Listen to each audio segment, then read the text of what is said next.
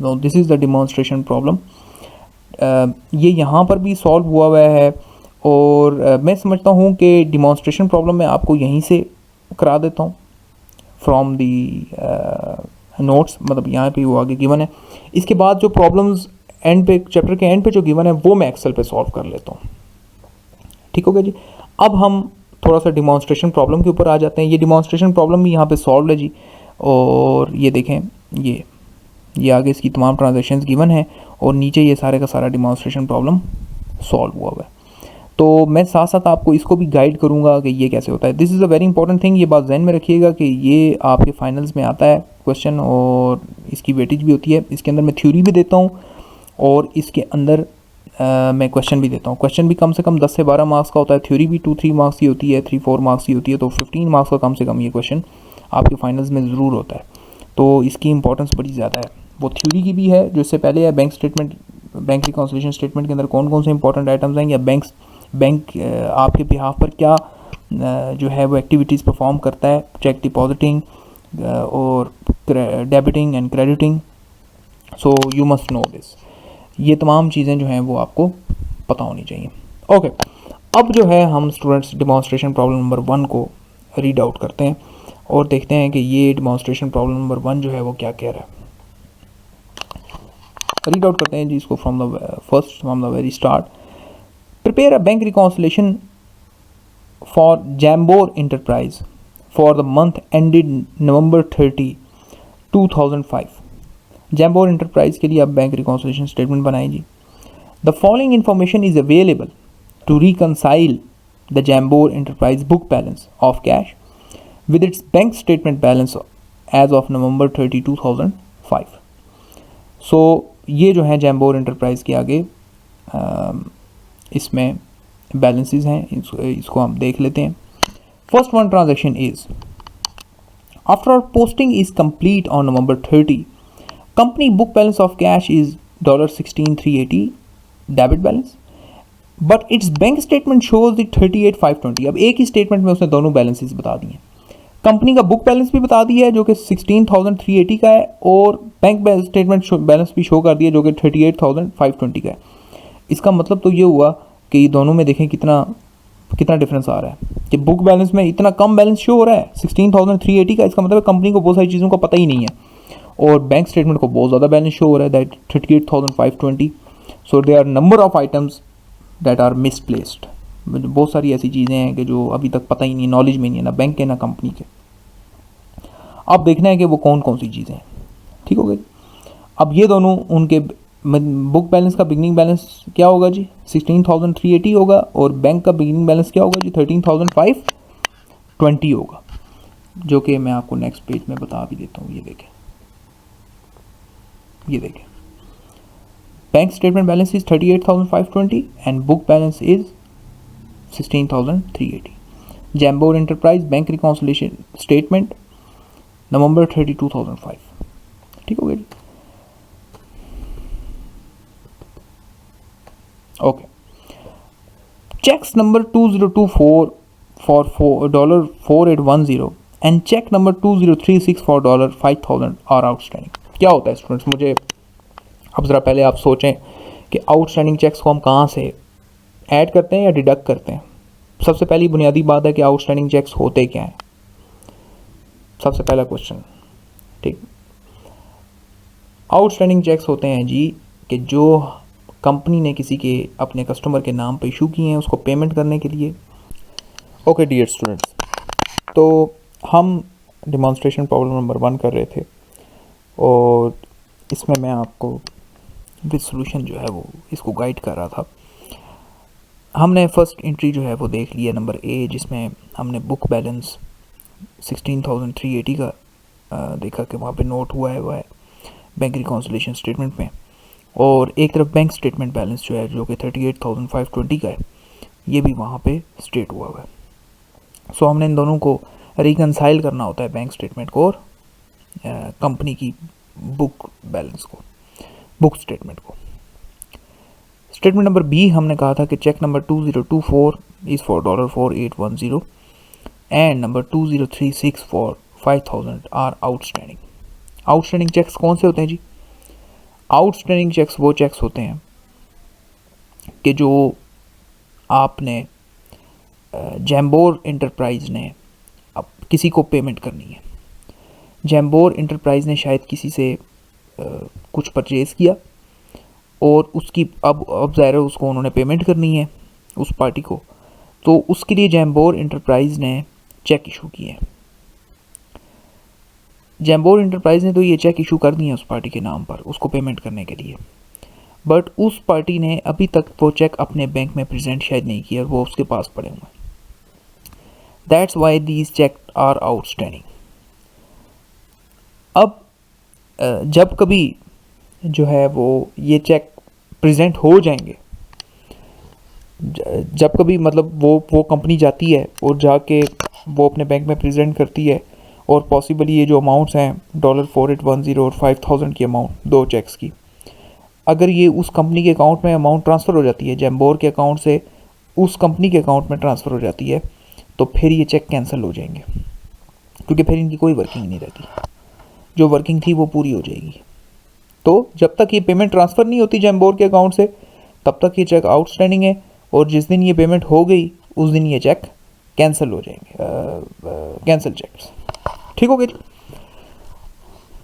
तो अब हमने ये कहाँ से लेस करते हैं जी, हम ये वाले चेक्स कहाँ से लेस करते हैं, ये देखें आप, ये चेक्स हम लेस करते हैं स्टूडेंट्स यहाँ से। ये देखें, ये हैं जी आपके पास outstanding cheques deduct from the bank statement. ठीक हो गया जी।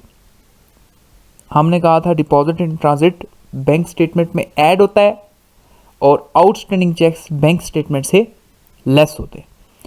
फर्स्ट ट्रांजैक्शन के अंदर हमने ये देखा कि बैंक स्टेटमेंट का जो बैलेंस है वो है $38,520 और बुक बैलेंस जो है वो है 16,380। ठीक है जी, फर्स्ट ट्रांजैक्शन ये होगी। सेकंड ट्रांजैक्शन ये होगी कि आउटस्टैंडिंग चेक्स थे कि जो जैम्बोर ने किसी के नाम पर एंटर किए। अब वो जैम्बोर को तो पता है क्योंकि जैम्बोर ने लिखे हैं। ठीक हो गया, वो कंपनी की अब बुक स्टेटमेंट, बुक को पता है, मींस कंपनी को पता है कि उन्होंने चेक किसी पार्टी के नाम पे मेंशन कर दिए हैं और उस पार्टी को शायद दे भी दिए हैं, सिर्फ बैंक को ये बात नहीं पता थी। तो अब बैंक को बता दिया गया है, तो अब बैंक ने मेंशन कर दिया कि these are the outstanding cheques, और हमें ये अमाउंट लेस करनी पड़ेगी जैम्बोर के अकाउंट से, क्योंकि ये जैम्बोर ने किसी के नाम पर मतलब उसके नाम पे इशू कर दिए। ठीक हो गया। सो $9810, अच्छा दोनों चेक्स को देखें ऐड कर दिया गया, 5000 plus 4810। So now the amount is, ठीक है जी, ये देख लें अमाउंट आप 9810, ये अमाउंट हो गई। ठीक हो गया जी, यहाँ तक समझ आ गई बात। अब हम जो है, अब हम क्योंकि इसी स्लाइड में आ गए हैं तो मैं ज़रा इसको मज़ीद वाइट कर लूँ। ओके चलें जी, अब हम स्टेटमेंट नंबर सी पे आ जाते। स्टेटमेंट नंबर सी ये कहती है, in comparing the cancelled cheques on the bank statement with the entries in the accounting records, it is found that check number 2025 in the payment of rent is correctly drawn for $1,000 but erroneously entered in the accounting record as 880। ये जो entry है जी, ये है error की entry. अब आपको ज़रा इसको समझना पड़ेगा कि ये एरर हुआ किस साइड का है और ये कहाँ पर रिकॉर्ड करना है, और मतलब ये क्या ये बुक बैलेंस का एरर है, कंपनी का एरर है, या फिर ये बैंक स्टेटमेंट का एरर है, या ये बैंक की गलती थी, बैंक ने की है। तो अगर बैंक की गलती है तो बैंक वाली साइड पे इसको ठीक किया जाएगा, और अगर कंपनी की गलती है तो फिर कंपनी वाली साइड पे इसको ठीक किया जाएगा। ये भी देखना है कि क्या ये अमाउंट ऐड होगी या माइनस होगी। ठीक हो गया, ये समझने की बातें हैं सारी। क्या ये बैंक की गलती है, अगर बैंक की गलती है तो बैंक वाली साइड पे ठीक होगी, अगर ये कंपनी की गलती है तो फिर कंपनी वाली साइड पे, बुक बैलेंस वाली साइड पे ठीक होगी।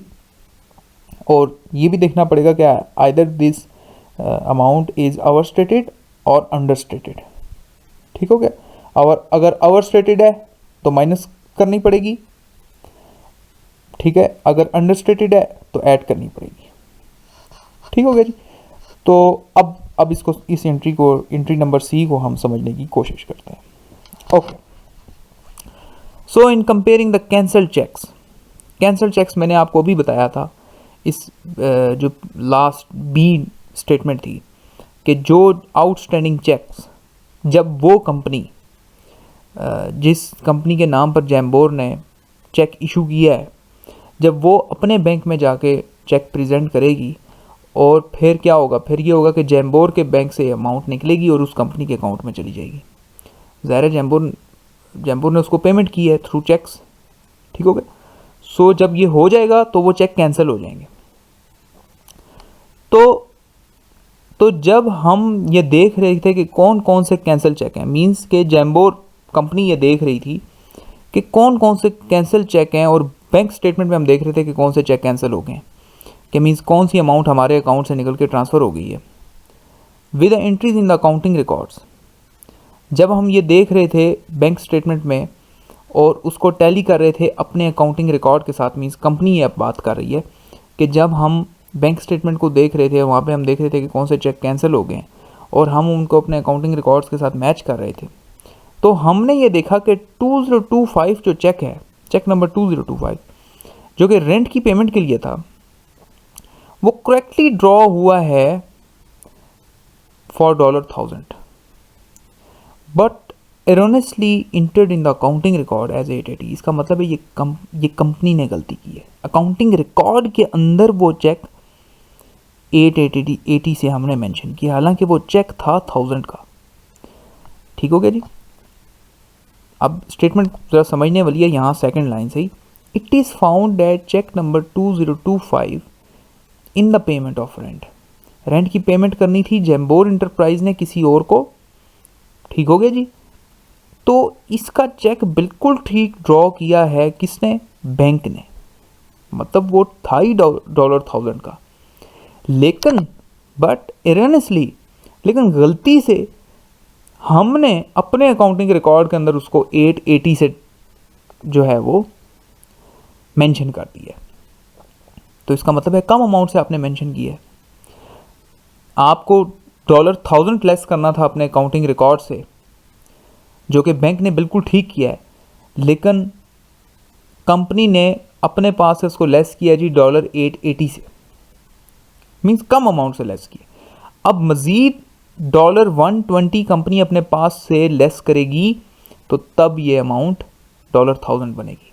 करने $1000 लेस थे, कर दिए हैं $880 लेस, तो $120 मज़ीद लेस करेंगे तो आप $1000 तक पहुंच जाएंगे। तो तब ये जो मिस्टेक है वो एड्रेस होगी।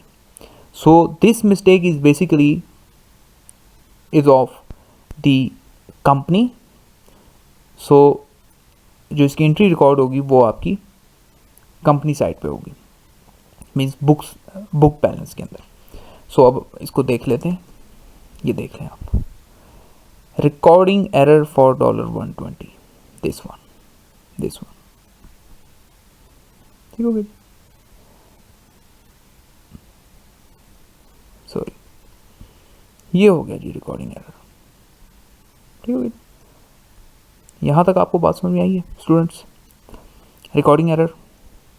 फिर मैं थोड़ा सा आपको अगर कहते हैं तो एक बार फिर रिवाइज कर देता हूँ स्टेटमेंट को, कि in comparing the cancelled cheques on the bank statement with entries in the accounting records. जब हम कंपेयर कर रहे थे बैंक स्टेटमेंट को, तो जब हम कंपेयर कर रहे थे बैंक स्टेटमेंट को अपने रिकॉर्ड के साथ, मींस अकाउंटिंग रिकॉर्ड किसका होगा, कंपनी का होगा। तो जैम्बोर इंटरप्राइज के अकाउंटेंट की बात कर रहे हैं या उसका फाइनेंस मैनेजर ये समझ लें कह रहा है कि जी जब हम बैंक स्टेटमेंट के साथ अपने रिकॉर्ड को कंपेयर कर रहे थे, तो हमने ये देखा कि एक चेक जो रेंट की पेमेंट के लिए हमने दिया था, हमने किसी के नाम पे इशू किया था, वो बैंक ने तो बिल्कुल करेक्टली ड्रॉ किया है फॉर $1000, लेकिन गलती से हमने उसको अपने अकाउंटिंग रिकॉर्ड में $880 से मेंशन किया हुआ है। ठीक हो गया जी। मींस हमने उसको $1000 से लेस करना था और $880 से लेस किया है, मींस कम अमाउंट से लेस किया है, तो मज़ीद 120 से लेस करेंगे तो वो $1000 के इक्वल हो जाएगा। So this is one of the error. Now D. The November 30 deposit of $17,150 was placed in the night depository after the banking hours on that date, and this amount doesn't appear on the bank statement. So now what is this? ये क्या है जी? ये तो अब मैं समझता हूँ कि जो रेगुलरली स्टूडेंट्स मेरे लेक्चर सुन रहे हैं उनके लिए तो ये रट्टा बिल्कुल उनकी समझ में आ जाना चाहिए कि ये क्या है। कि एक चेक जो है वो किसी कस्टमर ने हमें देना था और हमने वो डिपॉज़िट करना था बैंक में, और वो डिपॉज़िट हमने कर दिया और उसको प्लेस कर दिया नाइट डिपॉजिटरी में। अभी तक वो बैंक के में प्रेजेंट नहीं हुआ, उसकी नाइट डिपॉजिटरी में पड़ा हुआ है। So after the banking hours हमने वो वहाँ बैंक में नाइट डिपॉजिटरी में भेज दिया है। So this amount doesn't appear on the bank statement. तो ये अभी तक फिर ये बैंक स्टेटमेंट में अभी अमाउंट अपीयर नहीं हुई, क्योंकि शायद किसी भी वजह से वो बैंक स्टेटमेंट बन गई है और ये अमाउंट रह गई है, और चेक जो है वो शायद उस स्टेटमेंट का हिस्सा नहीं बन सका। So now company knows this amount, company have added this amount to their statement, but the bank doesn't knows this. So now the bank will add this amount to the bank statement for Jambor enterprise. Jambor enterprise का जो account bank के पास open है, अब bank उसमें उनके account में ये amount add कर देगा। ठीक है जी। अब ये जैम्बोर एंटरप्राइज के जो उसमें अमाउंट ये वाली ऐड हो जाएगी। ठीक हो गया स्टूडेंट्स, यहाँ तक अगर आपको, मुझे उम्मीद है कि सब कुछ समझ आ रहा होगा। So this is deposit in transit. Statement number D is deposit in transit. Deposit of November 30 $17,150 is added to the bank statement of Jambor Enterprise. Jambor Enterprise की बैंक स्टेटमेंट के अंदर ये ऐड हो गया। ठीक हो गया जी। सो यहाँ तक आई बिलीव कि आपको कोई किसी किस्म की कोई प्रॉब्लम नहीं होगा। Statement number E. In reviewing the bank statement, a check written by Jumbo Enterprises in the amount of $160 was erroneously drawn against Jumbo's account. Another statement for error. एक और एरर आ गया जी। अब देखना है कि ये एरर किसका है। क्या ये बैंक का एरर है या ये कंपनी का एरर है। बैंक का एरर है तो बैंक वाली साइड पर एडजस्ट होगा, और अगर अगर कंपनी का एरर है तो कंपनी वाली साइड पे एड्रेस होगा। ठीक हो गया जी। अब देखें, हम इसको फिर से रीड आउट करते हैं और ज़रा उर्दू ज़ुबान में इसको समझने की कोशिश करते हैं। इन रिव्यूइंग द बैंक स्टेटमेंट, जब हम बैंक स्टेटमेंट को रिव्यू कर रहे थे, मीन्स कंपनी ये बात कह रही है, एक चेक जो कि रिटर्न किया गया है जंबो एंटरप्राइज की तरफ से, ये बात ध्यान में रखिएगा कि जिस कंपनी की अभी हम बात कर रहे हैं उसका नाम देखें क्या है। ये जैम्बोर है, जैम्बोर। तो स्टेटमेंट नंबर डी में किस कंपनी का नाम लिया गया है? सॉरी, ई में नाम लिया गया जंबो का। ठीक हो गया। तो जंबो ने जो चेक लिखा है, अब जंबो ने चेक किसी की शायद पेमेंट करनी थी, ये कोई और कंपनी है, इसने किसी को पेमेंट देनी थी कंपनी ने। इस कंपनी ने एक चेक लिखा है कि जिसको भी इन्होंने पेमेंट करनी थी उसके नाम पर इशू किया। A cheque written by the Jumbo enterprise in the amount of $160 was erroneously drawn against Jambo's account. Drawn against गलती से ये चेक ड्रॉ हो गया है अगेंस्ट जैम्बोर्स अकाउंट। मीन्स पैसा बैंक ने ये गलती से लेस कर दिया है जैम्बोर्स के अकाउंट से, तो ये बैंक की गलती है। ठीक है। एक चेक जो कि जंबो ने राइट किया था और उसने शायद किसी को पेमेंट करनी थी, वो अमाउंट गलती से $160 की erroneously ड्रॉन अगेंस्ट जैम्बोर्स अकाउंट। गलती से जैम्बोर्स के अकाउंट से पैसे लेस करनी है। तो ये गलती फिर किसकी हुई जी? ये बैंक की हुई। ठीक हो गया, ये बैंक की गलती है। बैंक ने गलती से पैसा जो है वो लेस कर दिया है जैम्बोर्स के अकाउंट से। तो अब जब लेस कर दिया तो फिर क्या तरीका होगा? बैंक फिर क्या करेगा? जब जैम्बोर्स के अकाउंट से लेस किया तो दोबारा से उसको ऐड बैक करेगा। ठीक है जी, bank error added, so the bank have added again this amount to the Jambor's bank balance. ठीक हो, जैम्बोर्स के अकाउंट में दोबारा से री एंटर किया इस अमाउंट को, मतलब दोबारा से ऐड बैक किया, सिंपल, क्योंकि गलती से उनके अकाउंट से पैसा उन्होंने निकाल दिया था। वो धोखे में शायद बैंक गलती हो जाती है कि मतलब वो समझे कि ये जम्बो और जैम्बोर एक ही हैं, तो उन्होंने जम्बो के बजाय अकाउंट से पैसा निकालने के जैम्बोर के अकाउंट से 160 लेस कर दिया। तो जब बाद में करेक्शन हुई तो दोबारा से उस अमाउंट को ऐड बैक किया जैम्बोर के अकाउंट में, और फिर उन्होंने लेस कर दिया होगा जम्बो के अकाउंट से बाद में। ठीक हो गया जी। So you have to understand it accordingly. आपको ये एरर उसी तरह से इसकी स्टेटमेंट को देखते हुए समझना पड़ेगा। इसमें सबसे बुनियादी बात होती है लैंग्वेज, जो कि अकाउंटिंग और फाइनेंस की हर सब्जेक्ट की डिफरेंट होती है। जैसे आप अपने सॉफ्टवेयर इंजीनियरिंग के स्टूडेंट्स जो हैं वो आप जब अपनी पढ़े होते हैं, सो उसमें बिल्कुल डिफरेंट एक लैंग्वेज है। जब इकोनॉमिक्स के स्टूडेंट्स जो हैं वो अपना उसमें अपनी टर्म्स के अंदर बात करो तो बिल्कुल एक डिफरेंट लैंग्वेज है।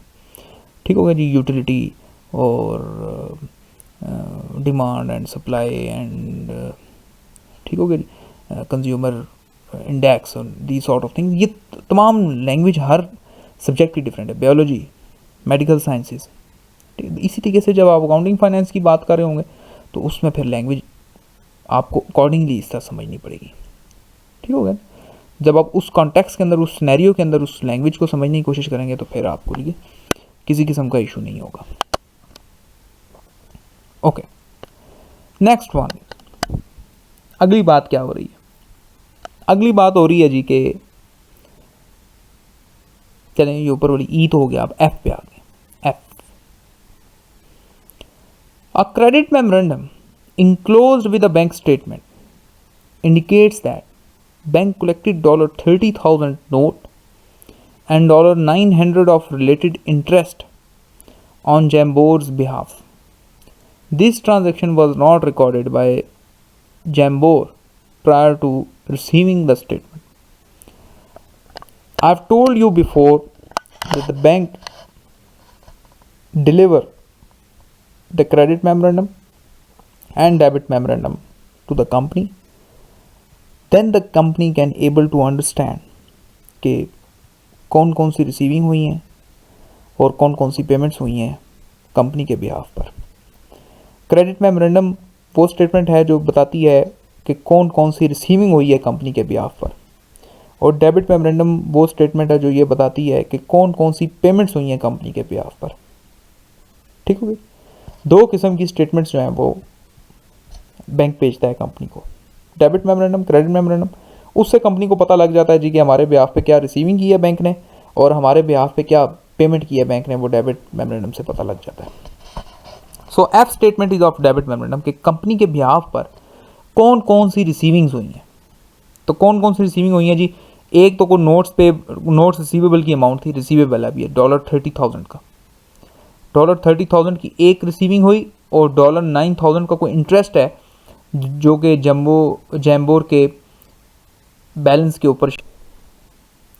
तो $900 का जो है वो एक इंटरेस्ट पेमेंट है जो डिपॉजिट पे मिला है जैम्बोर्स के, जो जैम्बोर ने डिपॉजिट किया हुआ है, उस डिपॉजिट के ऊपर $900 बैंक ने दिया है जैम्बोर्स को।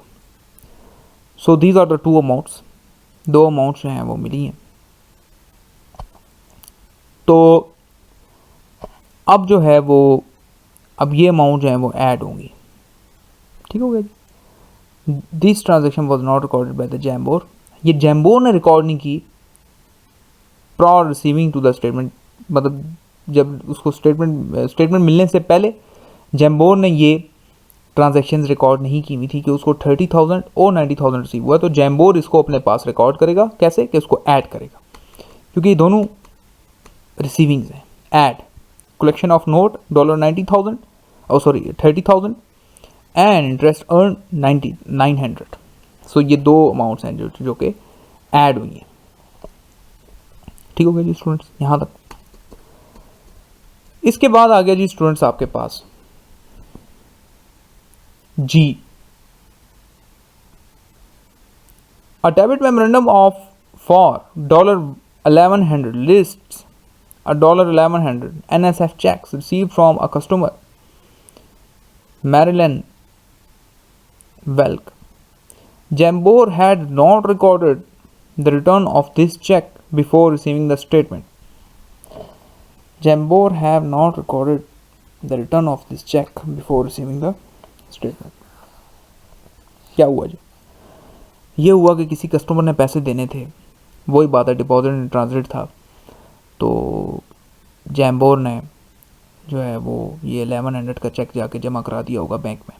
किसी कस्टमर ने जैम्बोर के पैसे देने थे, बैंक ने ये बताया कि जी ये चेक तो आपका NSF है, नॉट सफिशिएंट फंड चेक। उस कस्टमर के अकाउंट में पैसे ही नहीं है कि वो आपके अकाउंट में ट्रांसफ़र हो सके।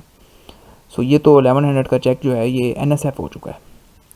ठीक है ना। Debit memorandum for, debit memorandum की अमाउंट कितनी है जी 1100। लिस्ट, उसमें लिस्ट ए वही चेक हुआ है सिर्फ, और कोई अमाउंट नहीं है 1100। ये बता दो, ये दो 1100 की अमाउंट्स नहीं है।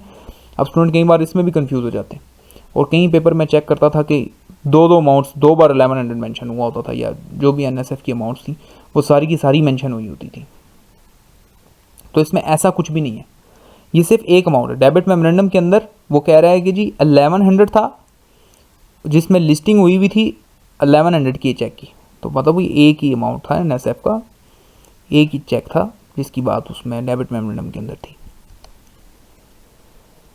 तो अब जैम्बोर को तो नहीं पता, कि जैम्बोर तो यही सोच के बैठा हुआ है कि ये पैसे हमारे पास आ चुके हैं 1100, लेकिन हकीकत में ये नहीं आए, तो ये जी जो है वो जी लेस होगा। और इसी तरीके से ये एच भी इसके साथ ही है। Bank service charges for the November total $40, these charges were not recorded by the Jambor before receiving the statement. So ये बैंक चार्जेस हैं, ये बैंक ने लगाए हैं जैम्बोर पर, और ये भी उसके अकाउंट से लेस होंगे। तो ये दोनों अमाउंट्स है 1100 प्लस $140 सॉरी, ये भी लेस हो गए, ये देख लें आप। ठीक हो गया जी। 1100 NSF चेक और $40, ये दोनों अमाउंट्स हैं स्टूडेंट्स, ये यहाँ से लेस हो गई है। सो ये है जी जैम्बोर एंटरप्राइज